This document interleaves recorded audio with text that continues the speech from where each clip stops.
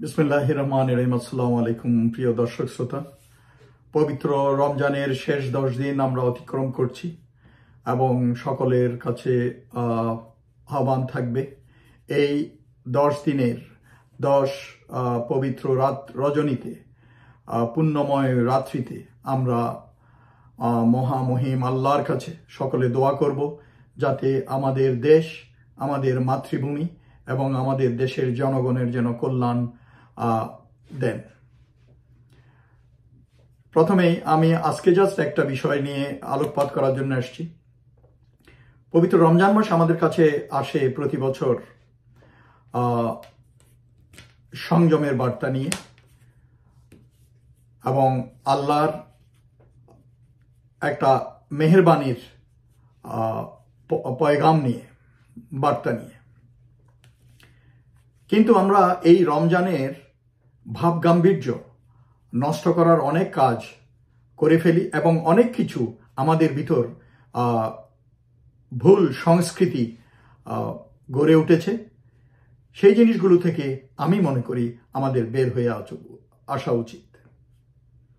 তার ভিতর যে জিনিসটা আমি বলতে চাচ্ছি ওটা হচ্ছে যে ইফতার পার্টি সংস্কৃতি যে আমাদের সমাজে গড়ে উঠেছে, এটা আসলে খুবই নিন্দনীয়, খুবই নেক্ষারজনক। আমি বলবো এই কারণে, কারণ অনেকে হয়তো আমার কথাটা, আমার প্রস্তাবনাটা, আমার আলোচনাটা হয়তো ইফতার পার্টি নিয়ে পছন্দ করবেন না, কারণ অনেকে এই ইফতার পার্টি অ্যাটেন্ড করতে বা আয়োজন করতে পছন্দ করেন। এই ইফতার পার্টির নামের যে বাজে সংস্কৃতি আমাদের রমজান মাসে, পবিত্র রমজান মাসে এবাদত বাদ দিয়ে রমজানের ভাব গাম্ভীর্যকে নষ্ট করে আমরা এই ইফতার পার্টি আয়োজন করি। এই জিনিসটা, এই রং কালচারটা শুরু হয়েছে আমি যদ্দূর মনে করতে পারি 80-র দশকে। প্রেসিডেন্ট এরশাদের সময় এই জিনিসটা শুরু হয়। বিভিন্ন রাজনৈতিক দল, তারপরে রাষ্ট্রীয়ভাবে বিভিন্ন জায়গায়, তারপরে বিভিন্ন পাড়া মহল্লায়, এই এমনি করে ইভেন কি ব্যক্তিগত পর্যায়েও এই বড় ধরনের ইফতার পার্টির আয়োজন করা হয়। আবার শুনলাম এখন সেহরি পার্টিও শুরু হয়ে গেছে। তো এইভাবে আমরা যে কোথায় এগিয়ে যাচ্ছি, এই জিনিসটার প্রতি আসলে একটি নজর দেওয়া উচিত এবং আমাদেরকে পিছনে ফিরে থাকা উচিত।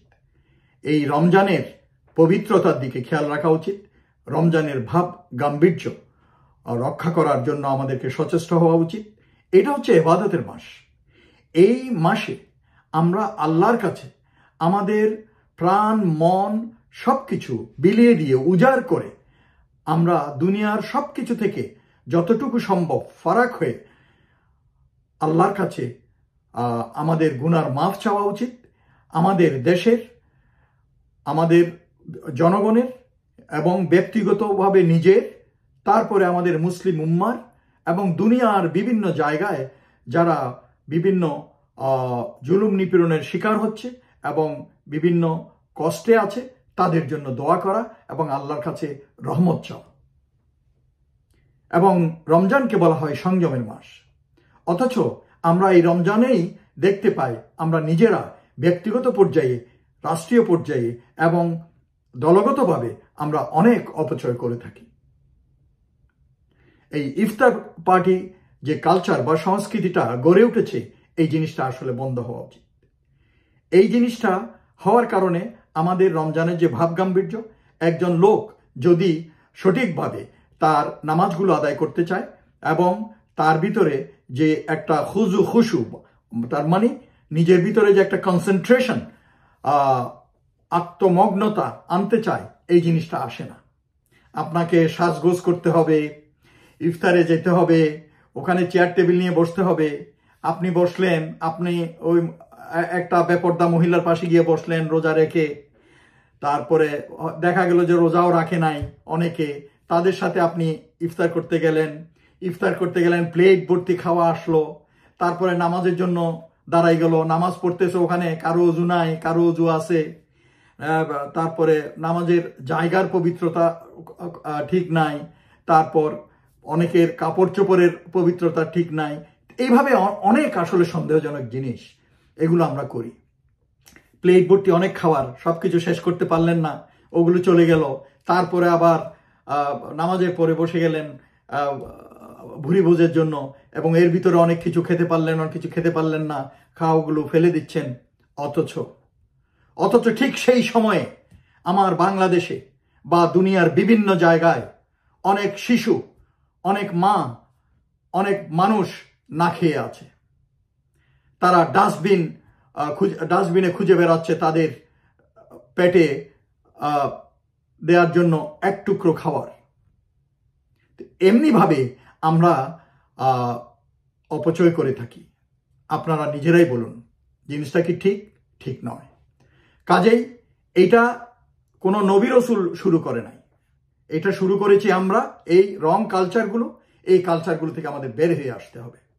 রমজান মাস এবাদতের মাস, এখানে এবাদতের মাস, দান খয়রাতের মাস, গরিবকে বা ক্ষুধার্ত যারা, অভাবী যারা, তাদেরকে সাহায্য করার মাস, নিজেকে উজাড় করে দেওয়ার মাস, মানবতার কল্যাণে নিজেকে উজাড় করে দেওয়ার মাস। এখানে ওই সাজগোজ করে পার্টি করা, সময় নষ্ট করা, আপনার তারাবি মিস হচ্ছে, এশার নামাজ মিস হচ্ছে, লেট হয়ে যাচ্ছে, আপনার খতম দেওয়ার কথা, কোরআন তেলাওয়াত করার কথা, ওইটা করতে পারতেছেন না, এইসব করে আপনি একটা চক্করে পড়ে যান এবং সবকিছু এলোমেলো হয়ে যায় আপনার রমজানের যে প্রোগ্রাম। তো সেই জন্য আমাদের এখানে অপচয় হয়, আমাদের এখানে এবাদতের গাম্ভীর্য নষ্ট হয়, রমজানের যে সংযমের মাস, এইটা থেকে আমরা বিচ্যুত হয়ে যাই। কাজেই সেই জন্য আমাদের সবাইকে খেয়াল রাখতে হবে। এইটা বেহুদা একটা সংস্কৃতি আমাদের ভিতরে গড়ে উঠেছে, এইটা থেকে আমাদেরকে বের হয়ে আসতে হবে। এবং আমি বলছি, আপনি আপনাদের শেখদেরকে জিজ্ঞেস করে দেখেন, মৌলানাদেরকে জিজ্ঞেস করে দেখেন। অনেকে হয়তো এটা বলতে চাইবে না, কারণ অনেকে পছন্দ করে দাওয়াত পায়, দাওয়াত খায়। রাজনৈতিক দলগুলো দেখেন, ওরা দাওয়াত নিয়ে কে কাকে দাওয়াত দিল না দিল, এটা নিয়ে আবার ওনাদের ভিতরে অনেক মন কষাকষি। তো এবার বুঝতে পারেন জিনিসটা কোথায় গেছে। তেলের মাথায় তেল দিয়ে তো লাভ নেই। যারা খেতে পারে, পেট পুরে খেতে পারে, ইফতার করতে পারে, সেহরি করতে পারে, তাকে ডেকে আপনি ইফতার সেহরি করার তো দরকার নাই। যারা গরিব, অভাবী, ক্ষুধার্ত, তাদেরকে খাওয়ান। তাইলে আপনার সেই পুণ্য, সেই সওয়াব আল্লাহর আরশে, সেই কর্ম, সেই মঙ্গলকর কাজ আল্লাহর কাছে পৌঁছে যাবে। তো সেই জন্য জিনিসটাকে এই রমজানের রিফ্লেকশন বা প্রতিফলন থেকে আপনারা বোঝা উচিত যে আমাদের এই কাজটা মোটেও ঠিক নয়, এবং এটার পক্ষে কোনো যুক্তি নাই। হ্যাঁ, সবার গেট টুগেদার হয়, এটা একটা জিনিস, কিন্তু আর বাকি জিনিসগুলো দেখেন, অপচয়, রমজানের ভাবগাম্ভীর্য নষ্ট হয়, কি বলে যেন সংযম হয় না। তো এই তারপরে নামাজ কালামের সময়সূচি বা যে একটা ধারাবাহিকতা, এগুলো নষ্ট হয়। তো সেই জন্য আমার কথা হচ্ছে, এই জিনিসটাকে ভালোভাবে বুঝার চেষ্টা করুন এবং এই সংস্কৃতিকে আজকে থেকে না বলার চেষ্টা করুন। এবং আমি এখানে একটা জিনিস বলে যেতে চাই, যারা এই জিনিসটা আয়োজন করেন এবং এটাতে হাজার হাজার টাকা খরচ করেন, আমার মনে হয় আল্লাহর কাছে আপনারা ধরা খাবেন এবং আল্লাহর কাছে আপনাদেরকে জবাব দিতে হবে এর জন্য, এই অপচয়ের জন্য। কাজেই আমরা সকলে এই অপচয় এবং ইফতার পার্টি নামের যে একটা অপসংস্কৃতি আমাদের সমাজে গড়ে উঠেছে, এটা থেকে বেঁচে থাকার চেষ্টা করি, এর থেকে বের হয়ে আসার চেষ্টা করি। সকলে ভালো থাকুন। সবাইকে আবার রমজানের শুভেচ্ছা জানিয়ে শেষ করছি। আসসালামু আলাইকুম।